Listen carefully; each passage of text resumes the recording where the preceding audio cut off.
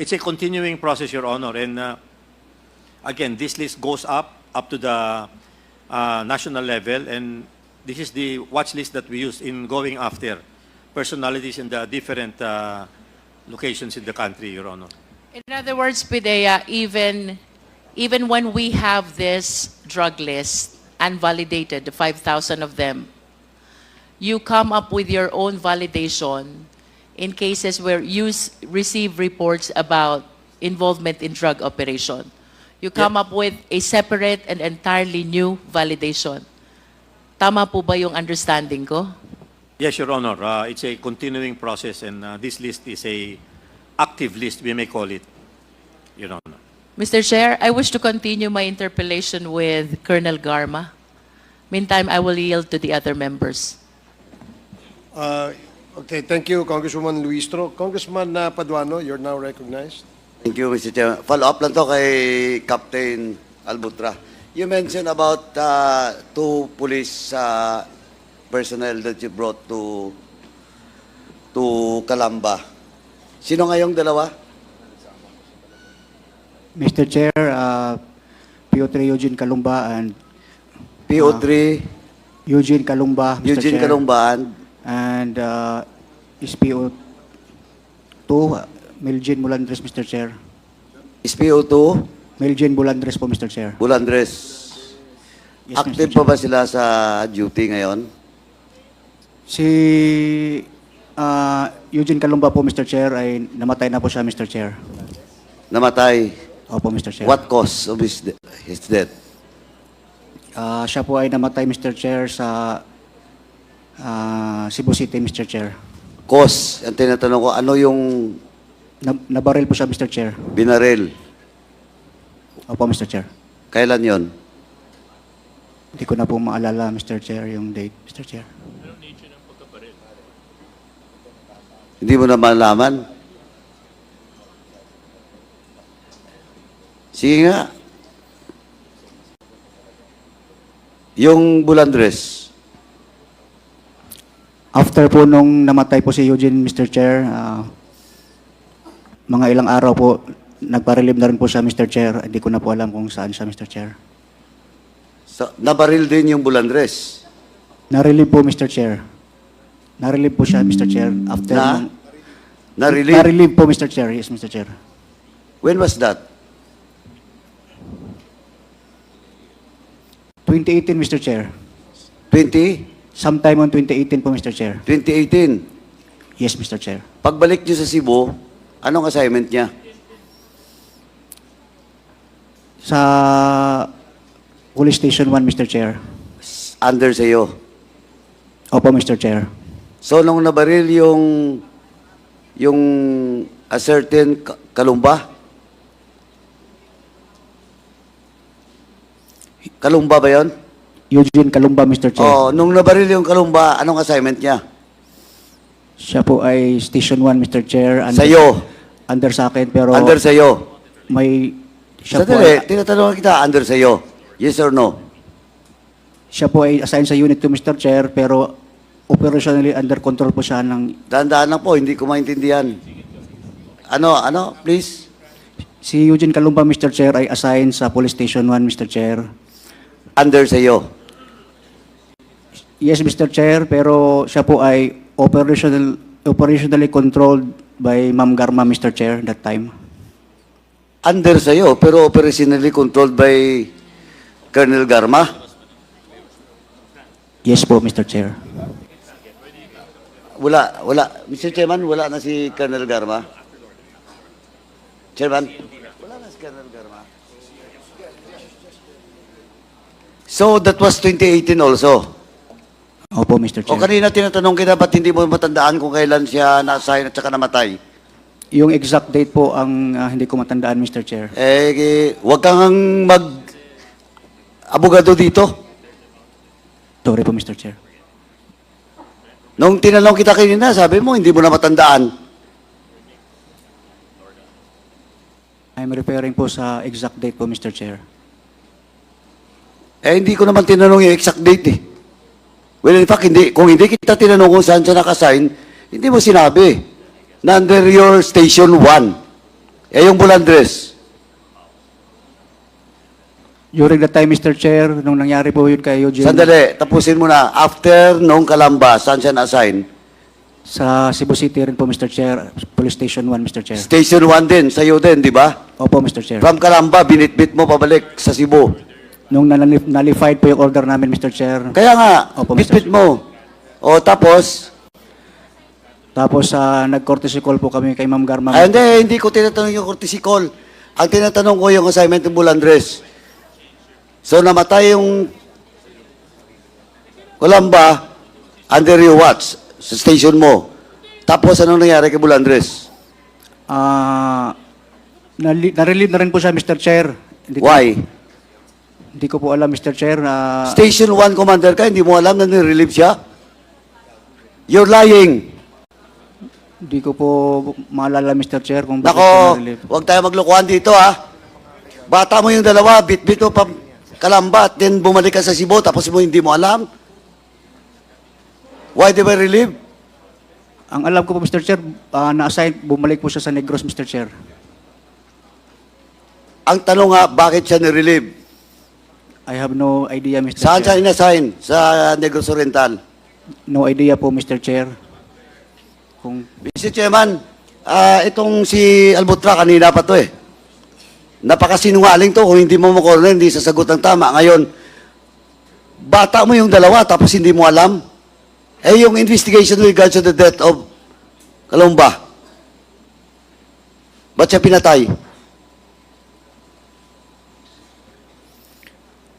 Hindi mo rin alam. Mr. Chair, during that time po, siya po ay... Hindi, tanong ko, anong motive?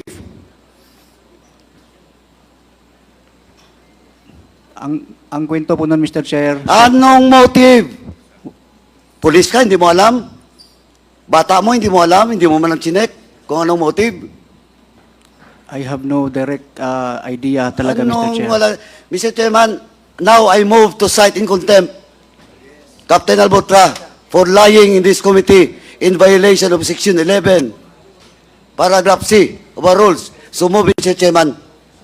Second There is a motion. motion to cite in contempt Major Albotra for violating Section 11, Paragraph C of the Rules of Procedure governing inquiries in aid of legislation.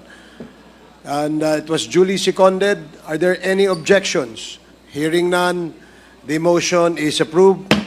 Comsec, please take note that Major Albotra is now cited in contempt by the Quad Committee. Chairman, Please proceed. Just a rejoinder. Alam mo, Captain Albutra, I have warned you kanina pa. Hindi ko pa mabuo yung story. Dahil taga Cebu ka eh.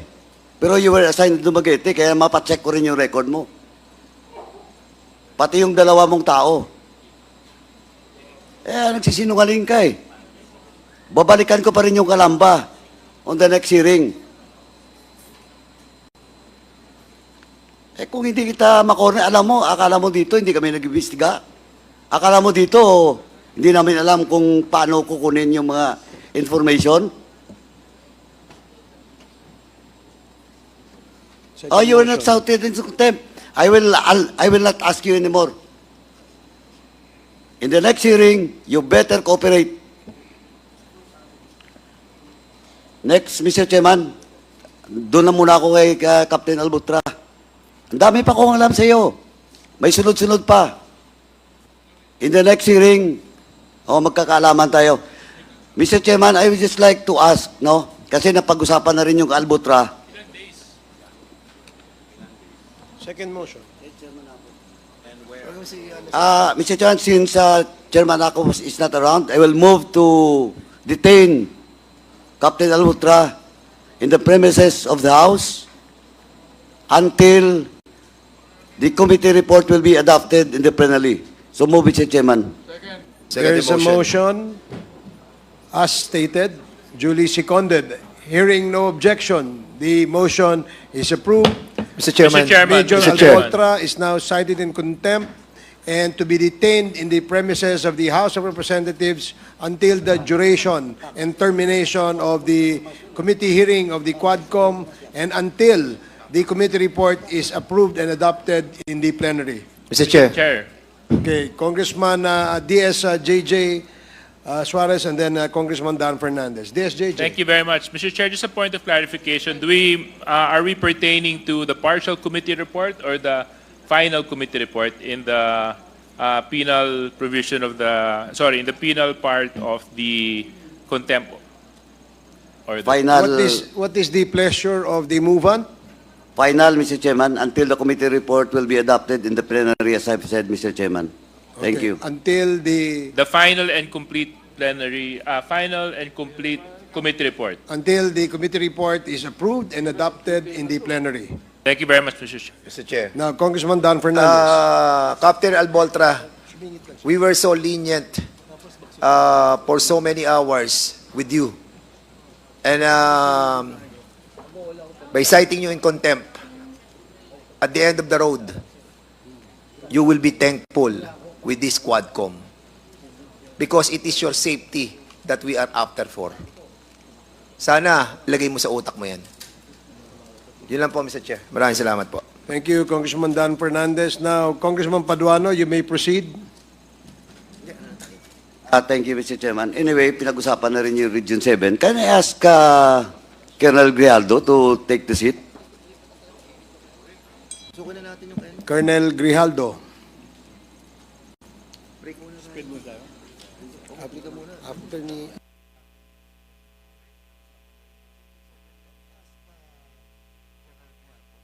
Colonel, pangunahan lang kita. I hope you will answer my question truthfully. Now, have you been assigned in Region 7? Yes, sir. When was that? 2018.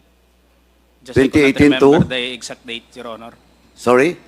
2018, Two? 2020, Your Honor. So, you're 2 years. What is your yes, Your assignment Honor. in Region 7? I was then the regional force commander, Your Honor. RFMB, RMFB, Your Honor. yung mobile. Yes, Your Honor. So, 2018. Are you familiar with Operation Sauron? Yes, Your Honor. So, can you, in brief, can you educate this committee about Operation Sauron? Just I could not, we're just augmenting the operation, Your Honor. Again, tinanong kita kanina, are you familiar with the Operation Sauron? Sabi mo, you're familiar. It is Tinanong a- kita, please educate us in brief. Ang sagot mo sa amin, you're just augmenting. Ano ba talaga? Alam mo ba yung Sauron o hindi? Yung ano sir, yung order nyo sir, sa Oron sir is a regional activity, Your Honor. Correct. Being implemented by, mainly by, what unit? All unit, Your Honor. All unit ng region. Yes, Your Honor. Sa region, anong pinakamaraming units? Personnel. Di ba yung sa'yo? Tama? Yes, Your Honor. Oh. Now, yung sinasabing augmenting, why should you augment? Kayo may pinakamalaking unit, personnel, tapos, o sige nga, what is Operation Sauron? Please. We're only part of the Ang tanong ko nga, sinagot mo kanina, alam mo. In brief, please educate us what is Operation Sauron. it is a internal security operation, Your Honor. Internal security operation not related to drugs. No, Your Honor. Are you sure of that? Yes, Your Honor. Are you familiar with the death of the mayor of Ayungon? I could not recall, Your Honor. Did that recall? Yes, Your Honor. Sigurado ka? Yes, Your Honor. Hindi ka ba kinasuhan doon? Mayor of Mayor of Ayungon, town in Negros Oriental. No, Your Honor. So hindi ka pamilyar. No, Your Honor. You were there since 2018 to 2020. Nag-implement po kayo ng Operation Sauron. And during the time, one of the casualty of that operation is Mayor Eldarico of Ayungon. Hindi mo matandaan? Hindi mo alam? Hindi ko na ma-recall, Your Honor, yung insidente na kasama yung mayor ng Ayungon yung Your Honor. Hindi mo na ma-recall. Okay, I will give you time, Colonel Grijaldo, to recall what really happens during the Operation Sauron. Not today, but maybe in the next hearing. Eh, sabi ko nga sa iyo, please cooperate and tell the truth. Yes, Your Honor. Do you commit to cooperate in the next hearing? Yes, Your Honor. Okay. So, Mr. Chairman, as of now, that's all for Colonel Grijaldo unless mamaya, pag may mga tanong po related kay Colonel Grijaldo, itatanong na lang po natin sa kanya.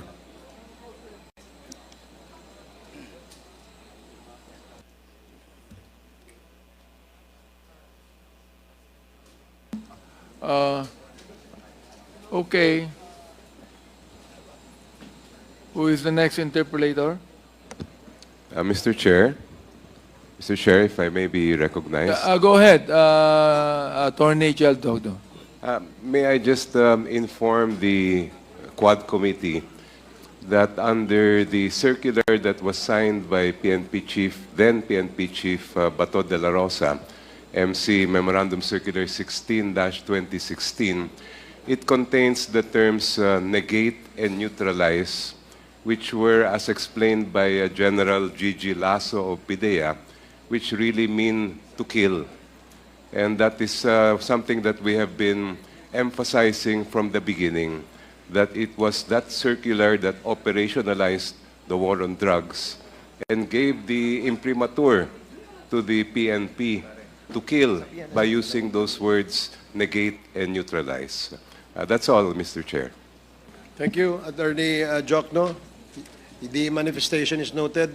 The parliamentary status is that the Congresswoman Jinky Luistro has the floor and interpolating our resource person. However, since Colonel Garma is not present at the moment, we will now proceed with the interpellation of Congressman Paduano to Colonel Hector Grijaldo. Congressman Paduano, please proceed. Mr. Chairman, I'll just ask with regards to Operation Sauron to address to Colonel Grijaldo on the next hearing. And on record, he committed that he will cooperate in the next hearing with regards to it. Kasi po, hindi lang po question of augmentation nangyari doon. Kasi kayo po ang may pinakamalaking unit in Region 7. So, I hope in the next hearing, you will tell the truth. Thank you, Mr. Chairman. Okay, That's all thank you, for now. Congressman Paduano. Mr. Chair, can I Mr. have... Chairman, can I just have a few questions? Congresswoman Luis Jinky, first, of and course. then DS-JJ. No. I always give due courtesy to our women legislators. Thank you, DSJJ. I just want to be enlightened about the manifestation given by Attorney Chel Jokno. Ano po ba talaga yung literal na meaning nung negate? And when you share this circular, and you said that that really means to kill, do you mean to say that by negate, by PNP language, its meaning now is to kill? Is that what you mean to say, Attorney? Yes, Your Honor. Actually, Colonel Espinido also in a previous hearing used the term neutralize to mean to kill. He testified to that. And today, the PDEA chief has also used those terms in the same way. Nung una po namin nabasa yung memorandum circular na pinirmahan ni General De La Rosa, doon po kami nagtaka. Kasi alam naman natin na yung trabaho ng PNP ay mag-case build-up, manghuli at magsampa ng reklamo. Pero nagtaka kami kung bakit dinagdagan pa nila ng to negate and to neutralize when those are not legal terms and those are not part of the duties of any member of the Philippine National Police. That led us to conclude that yun ang ibig sabihin, and that has been confirmed by several members of the PNP before this Quad Committee. Would you agree with me, Attorney, that literally, by negate, it means to belie. By neutralize, it means to remove the danger. That's the literal meaning. Yes, Your Honor. In ordinary parlance, that is the meaning. But I think if you were to ask the members of the Philippine National Police and those involved in law enforcement in our country, ang pagkaintindi na po nila ng neutralize at negate ay ganun din sa nabanggit ni PIDEA General Gigi Lasso. In other words, what gave the term negate and neutralize the meaning which is to kill is the concept of war on drugs that has been introduced, that was introduced during the past administration. Yes, Your Honor. Thank you, Mr. Chair. Thank you, Congresswoman Luistro. Just for clarification, Attorney Jokno, so when you say negate, this is in the PNP parlance, meaning eliminate, extricate, kill. Yun po ba ang ibig sabihin nun? Yes, Your Honor, especially So- in the context of the circular issued by then Chief De La Rosa in the war on drugs. In the absence of a specific word, say kill, would that be interpreted as kill as well? That is our conclusion because if they meant to apprehend or to charge or to conduct case build-up, madali lang po sabihin yun eh. Hindi na kailangan sabihin na mag-negate o mag-neutralize. But isn't negate imply that parang neutralize in a way that to stop its operation, you neutralize, you stop it. Isn't is that the way it is? It should be understood. Sa atin po mga ordinaryong mamamayan, ganun po yung pagkaintindi natin. But I recall Colonel Espinido in a previous hearing before this committee also said that to neutralize means to kill or to eliminate. Okay, thank you po. Let me ask naman the opinion of Colonel Grijaldo. Does negate mean kill in the PNP parlance? It is being used, sir, as to negate or to stop or to, I mean, sir, na parang na ano na, sir, na ano na yung ano niya, na-negate na siya. Kunyari, sir, nasa listahan na negated na yung operation niya, sir. Yun yung So, ginagamit sa PNP. to stop. But does that mean in the PNP lingo, does that also mean to kill? No, sir. No.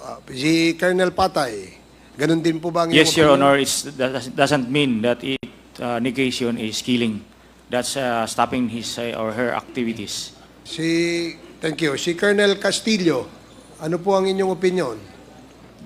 Sir, ganun din po. Ganun din. Ganun po. Si Colonel Petalio, Ganun din, sir. Ganun din po. si Colonel Garduque, Yes, sir. The same, sir. si what's his name? Colonel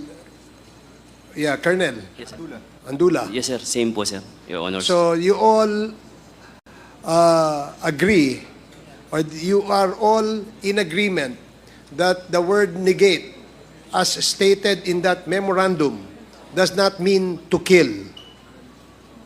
Yun ang inyong pagkakasabi, hindi ba?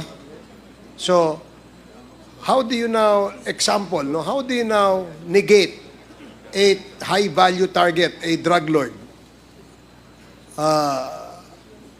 Paano yun? Alam nyo manglalaban yun.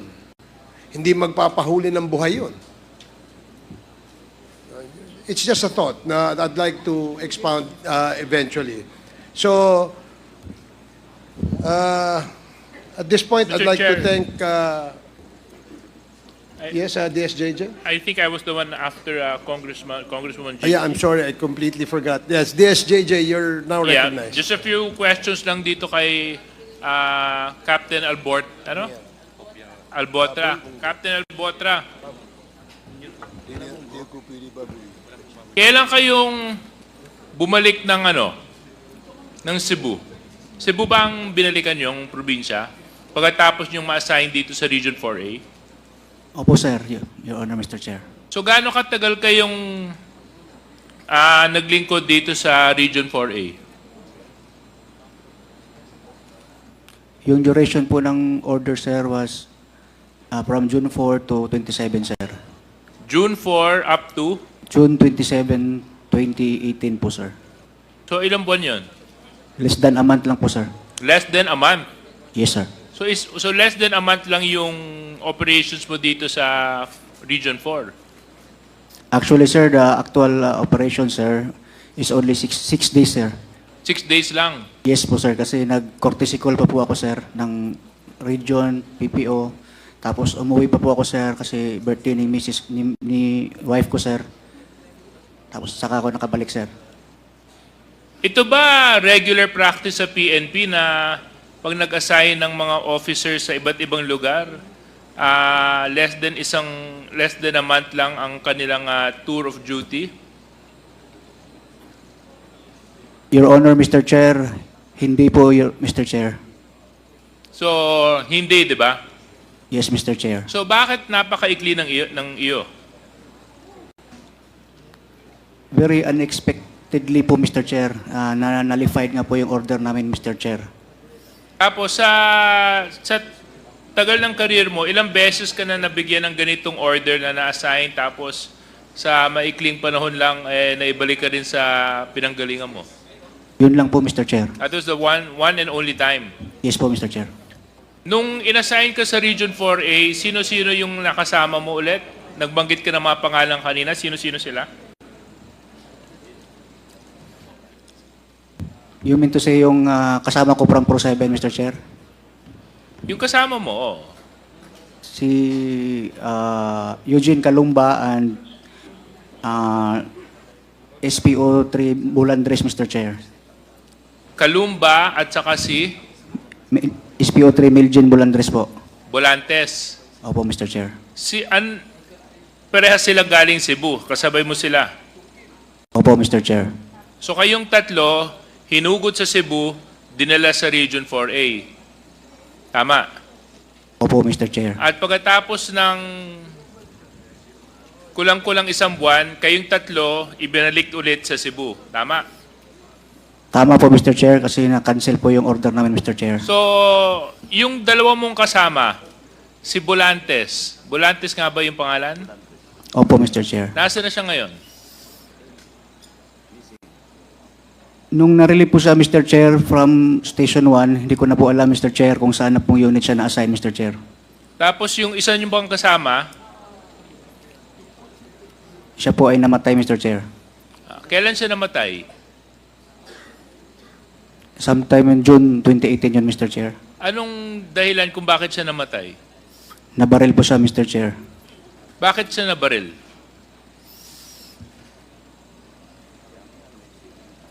Siya po, Mr. Chair, ay sabi po, Mr. Chair, na nag-surveillance na po siya, Mr. Chair. Ulit, pwede mong lakas-lakasan ng konti yung boses mo? Sabi po, Mr. Chair, nag-surveillance na po siya, Mr. Chair. Nag-ano? Nag-surveillance po. Nagsusurveillance siya kanino? No idea po, Mr. Chair. Sigurado ka? Yes, Mr. Chair. Kaibigan mo ba itong yumaong pulis? Nagkasama po kami, Mr. Chair, So, before. kaibigan kayo? Pwede po, Mr. Chair. So, magkaibigan kayo, magkasama kayo, kaso lang hindi mo kilala kung sino yung sino-surveillance niya, ganon? Yes, Mr. Chair. Okay. Kasi meron ako nabasang isang article tungkol sa pagkamatay ng isang opisyal, isang pulis. at may kinalaman to. Ito ba si Eugene Calumba? Ito ba yung binabanggit mo? Opo, Mr. Chair. Siya po. So binabanggit mo na may sinusurveillance siya, kaya siya binaril. Correct? Tama ba yung kwento mo? Sabi mo may sinusurveillance siya, di ba kanina? Mr. Chair, yan po ang sinabi sa akin ni Ma'am Garma, Mr. Chair. Sino nagsabi sa'yo? Si Ma'am Garma po, Mr. Chair. Miss Garma, nabanggit po kasi yung pangalan ninyo. Would you want to shed light into yes, this? Sir. I think, Mr. Chair, nung nangyari po yun, Mr. Chair, I was in Guam. Nag-attend po ako ng 1 week na seminar in compliance po dun sa PhD ko. And then when I returned, tapos na po yung ganong pangyayari. And I just relied on reports na lang po. If I could confirm it to Yes, of course. Albota, correct, right? Tama po, ma'am. Wala po kayo sa Cebu, ma'am. Yeah. So, nung nangyari po yun, sir, may OIC po. And yung nadatnan kong report, it appeared to be na nag-surveillance and napansin nung subject na sinusurveillance daw siya. So, nagkaroon po ng putukan or something. Kaya nabaril yung Calumba. Yes, sir. Okay. So, yun po ang report na nung dumating po ako. Okay. So, nabutan ko na po yun. Tapos na po yung ganung Okay. pangyayari, Mr. So, Chair. do you confirm this, Captain Albotra? Your Honor, Mr. Chair, yes, Mr. Chair, wala po si ma'am kasi sa Viber po siya tumawag sa akin, Mr. Chair, that time. Yeah, that's my only point, Mr. Chair. I just wanted to get the story straight kasi kung mapapansin natin dun sa video kanina, similar din, no? Merong sino-surveillance, tinitingnan muna yung munisipyo, tapos eventually nakita natin na nung lumabas yung mayor ng Los Baños, pinutukan ng 3 beses, patay. So unfortunately, dito naman, may nagsusurveillance, kaso lang mukhang napansin nung bodyguard yata ng isang opisyal ng Cebu City, councilman yata, kung hindi ako nagkakamali, na sinosurveillance, tapos saka nabaril yung kasamahan ni Captain Albotra. So I just wanted to put that on record, Mr. Chair. Thank you very much. Thank you, Congressman Suarez. Just a reminder, no, meron pa ho tayong dalawa pa hong resource persons na pinatawag sa ngayon. Ito ho yung mga jail guards na nando doon sa Albuera, Leyte. At saka yung mga kapatid ni Kerwin Espinosa ay nandito rin. They flew in from Albuera as well. At saka nandito rin po ang dalawang resource persons natin na si Colonel Edilberto Leonardo at saka si Colonel Riina Garma. So we will now proceed.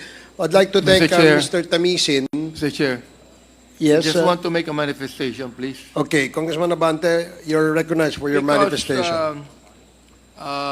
Attorney Chel Jokno said that the word neutralize means to kill, no?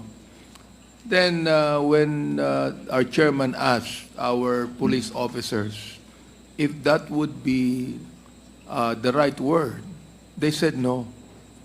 Colonel Giraldo, Colonel Patay, Colonel sino yung pangatlo? Castillo. All of them said no. Now, I refer to the dictionary on the word neutralize. Hindi ko alam kung itong mga colonel, dictionary na ito.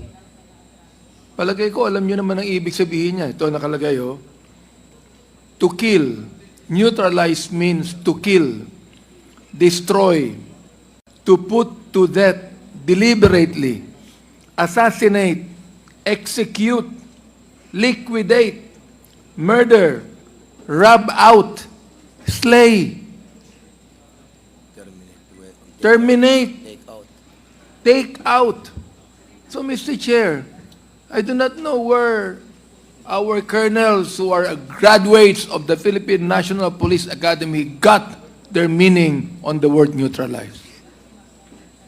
Thank you, Mr. Chair. Thank you for the manifestation, Congressman Abante. So, gaya po ng sinabi ko kanina, salamat po sa ating resource person, si Mr. Tamisin.